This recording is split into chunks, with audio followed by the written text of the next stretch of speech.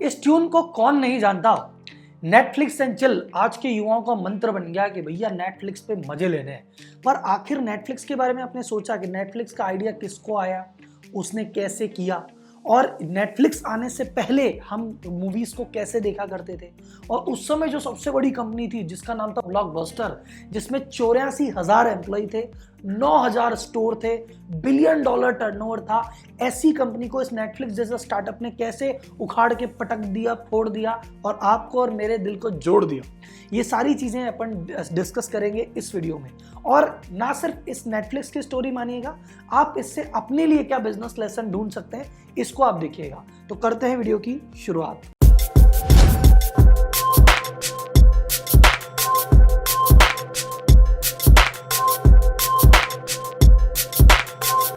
तो नेटफ्लिक्स की शुरुआत हुई थी 1997 में और शुरुआत की थी दो लोगों ने, रीड हेस्टिंग्स और मार्क रेंडोल्फ।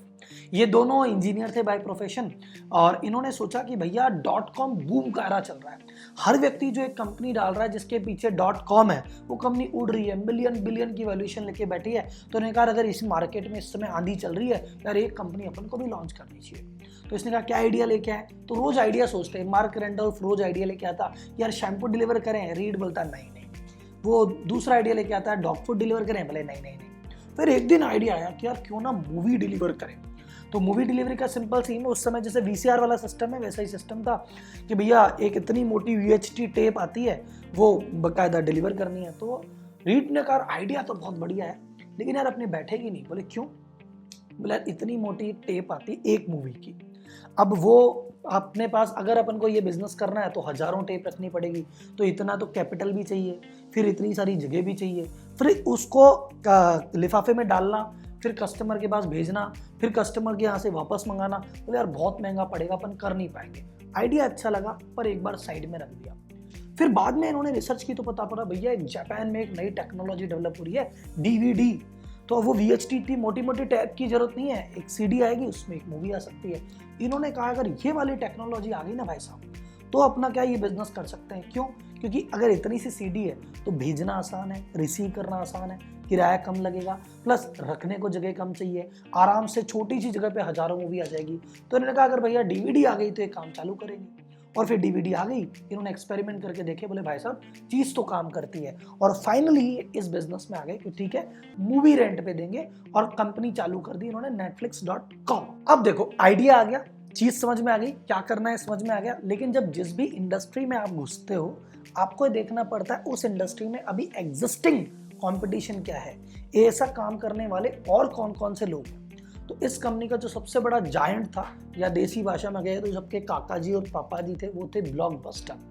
ब्लॉकबस्टर के साथ 9,000 से ज़्यादा स्टोर थे पूरी दुनिया में, जिसमें से 7,000 से ज़्यादा तो सिर्फ यूनाइटेड स्टेट्स में थे। उसके अलावा 84,000 एम्प्लॉय थे और $1 बिलियन का टर्नओवर था। 6 बिलियन के आसपास का इनका टर्नओवर था। 6 बिलियन होता है लगभग 45,000 करोड़ का टर्नओवर। उसने क्या कर रखा था, जो छोटी छोटी दुकानें ना सबको भगा दिया था। एक एरिया में आया तो सबसे बड़ा स्टोर खोल लेता था, और उसके पास एक सॉफ्टवेयर था जिसमें सारी लाइब्रेरी रहा करती थी। तो उस बेसिस पे सारी चीज़ों का रिकॉर्ड रखता था। आप शोरूम में एंटर करो, जैसे बिग बाजार में आप जाते हो और मॉल में देखते हो कौन सा सेक्शन कौन सी मूवी सिलेक्ट करके लाते हो, तो उसकी USP क्या थी? पहली USP बहुत बड़ा कलेक्शन था। दूसरी USP क्या थी कि उसके जो एम्प्लॉय थे उनसे मूवीज का रिव्यू मिल जाया करता था। देखो आज की डेट में तो बहुत सारी साइट है जहाँ पे मूवी का रिव्यू देख सकते हो। उस समय कोई चांस नहीं था कि भाई मूवी कैसी है कौन बताएगा, बोले एम्प्लॉय बताते थे यार भाई साहब ये मूवी सही है, तो उनको मूवी का रिव्यू दे देते थे। बहुत सारा उनके पास डेटाबेस था और इतनी एफिशिएंसी थी कि उन्होंने आसपास के सब भगा दिया था। इनकी एक सबसे बड़ी कमी भी थी, क्या? ये बहुत ज़्यादा खतरनाक लेट फीस चार्ज करते थे। सपोज इन्होंने कहा एक मूवी है भैया $1 पे रेंट पे ले जाओ, लेकिन अगर वो डॉलर 24 घंटे के अंदर मूवी देख के वापस करो अगर नहीं गई तो लेट फीस इतनी भारी लग जाती थी कि अगला आदमी भाई साहब रात को जग के कि भैया मूवी देखनी वापस करनी, वो ऐसा देखा करता था। अच्छा, अब नेटफ्लिक्स ने जब मार्केट में एंटर किया तो नेटफ्लिक्स ने भी सेम बिजनेस मॉडल, जो ब्लॉकबस्टर क्या करता था मूवी रेंट पे देना है, ये भी मूवी रेंट पे दे देते। आप मूवी के रेंट के लिए बोलो। बस इनकी स्पेशलिटी क्या थी, दो चीज़ें इनके पास प्लस थी। एक, क्योंकि इतना बड़ा ब्रांड नहीं थे तो लेट फीस चार्ज नहीं करते थे। बोले कोई बात नहीं, 1-2 दिन लेट हो गया कोई बात नहीं। दूसरा इनका कलेक्शन, क्योंकि उनके पास VHT टेप हुआ करती थी, इनके पास अब CD लेके घुसे थे, तो इनके पास कलेक्शन ज़्यादा था। तो ये कहते थे कि भाई ठीक है, हमारे पास कलेक्शन ज़्यादा है, दूसरा हम लेट फीस नहीं लेते। तो धीरे धीरे लोगों का इनका भरोसा लगने लगा और लिमिटेड एरिया में काम करने लगे। एक इन्होंने उस समय मार्केटिंग स्टंट किया जिसकी वजह से एकदम से पॉपुलर हुए। मार्केटिंग स्टंट क्या था, अगर आपको याद हो तो 98 के आसपास बिल क्लिंटन का अपनी सेक्रेटरी से अफेयर हो गया था मोनिका लेविंस्की के साथ, और वो बहुत बड़ा मुद्दा था। तो उस समय जब कोर्ट की सुनवाई चली थी और बिल क्लिंटन कोर्ट के सामने पेश हुए थे, वो वाली वीडियो इन्होंने कहा एक काम करें, नेटफ्लिक्स वालों ने कहा कि भैया अगर वो वाली वीडियो चाहिए ना, मात्र 2 सेंट 2 पैसे में भैया सबको रेंट पे दे रहे हैं। अरे भैया हाहाकार मच गया, बोले अमेरिकन भैया गॉसिप तो सबको चाहिए, मसाला सबको चाहिए। और वो वीडियो के चक्कर में इनकी पब्लिसिटी बहुत सारी मिल गई और धीरे धीरे इनके भी पैर जमने लग गए। लेकिन अभी भी देखा जाए ना तो इनके पास कोई बहुत बड़ा कॉम्पिटिटिव एडवांटेज नहीं था। ब्लॉकबस्टर अभी भी ब्लॉकबस्टर था, ये छोटे ही थे। फिर उन्होंने कहा कुछ यूनिक डेवलप करते हैं। तो फिर एक दिन बैठे बैठे का यार एक काम कर, अपन कहते हैं कि एक दिन लेट फीस होते ही, एक दिन लेट होते ही ब्लॉकबस्टर फीस चार्ज करता है। अपन कहते कोई बात नहीं, तो 2-3 दिन रख ले। यार इसको कहते हैं ना तू रख ही ले, तेरी मर्जी हो, जब जितने दिन में देना तू 3 दिन में दे, 5 दिन में दे। 5 दिन के बाद जब तू देख ले, धाप जाए, फ्री हो जाए, तब तू वापस दे देना और दूसरी मंगा लेना। हमारे यहाँ कोई लिमिट ही नहीं है। तो इन्होंने सबसे पहले कहा कि कोई लिमिट नहीं है, तुम्हारी इच्छा हो जितने दिन रखो, जब धाप जाओ तो वापस देना और दूसरी मंगा लेना।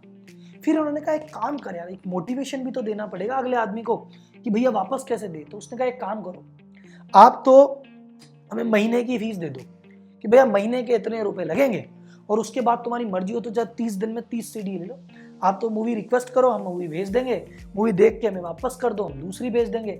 आपकी कैपेसिटी हो तो 30 दिन में 30 देखो। यार ये मॉडल समझ में आ गया कस्टमर को। कस्टमर ने कहा ये मामला सही है, एक बार पैसे दो, 30 मूवी देखो, 15 मूवी देखो, 10 मूवी देखो, पड़ेगा तो सस्ता।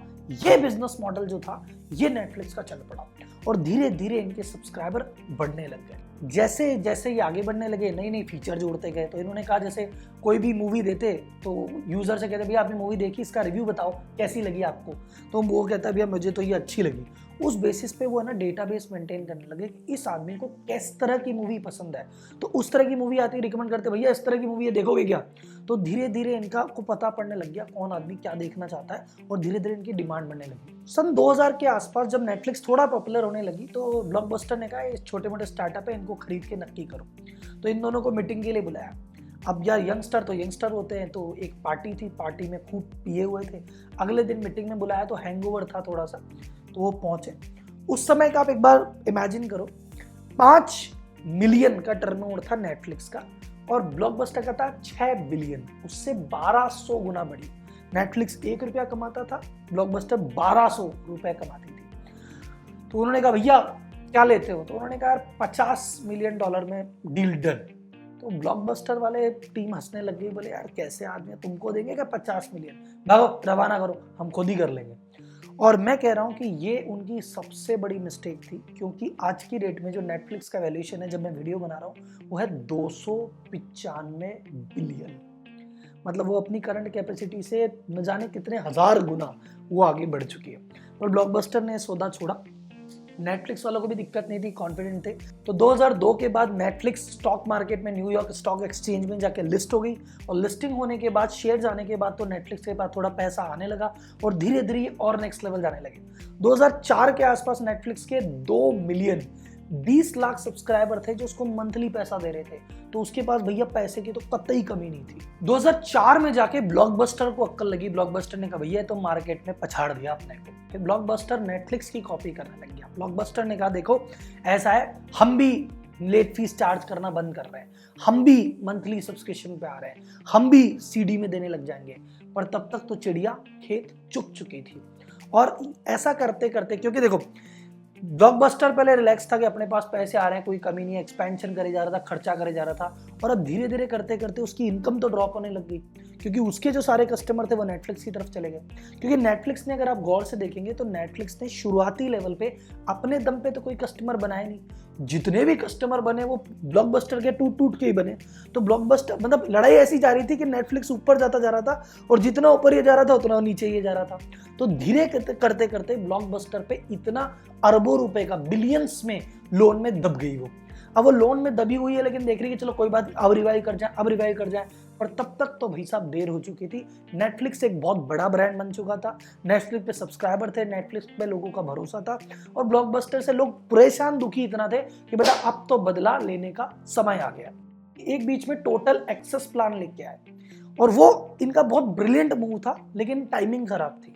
टोटल एक्सेस प्लान में ब्लॉकबस्टर ने क्या ऑफर दिया आप इमेजिन कीजिएगा। उसने कहा कि भैया आप हमारा एक मंथली पेमेंट दो, मंथली पेमेंट में आप हमारे से डिजिटली भी सीडी मंगा सकते हो, हमारे स्टोर जाके भी सीडी ले सकते हो, और कोई टेंशन नहीं, आप कुछ भी करो। अब ये जो इतना बढ़िया ऑफर था, नेटफ्लिक्स का जो रीडेस्टिंग है वो कहता है कि यार ये ऑफर अगर चल जाता ना भाई साहब तो हमको भी निपटा देती ब्लॉकबस्टर। लेकिन तब तक क्या था कि ये ऑफर चला, कोई भी ऑफर का रिजल्ट देने में टाइम लगता है, पर ब्लॉकबस्टर पे इतना कर्जा था और दिनों दिन कर्जा चढ़ता जा रहा था कि वो इस प्रेशर को नहीं झेल पाई, और 2010 के आसपास न्यूयॉर्क स्टॉक एक्सचेंज से डिलिस्ट हो गई।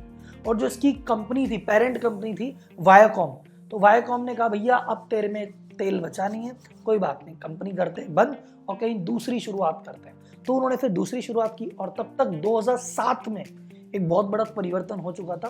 2007 में नेटफ्लिक्स उस रूप में आ चुकी थी जिस रूप में आज आप इसको देख रहे हो, तो डिजिटलाइज हो चुका था।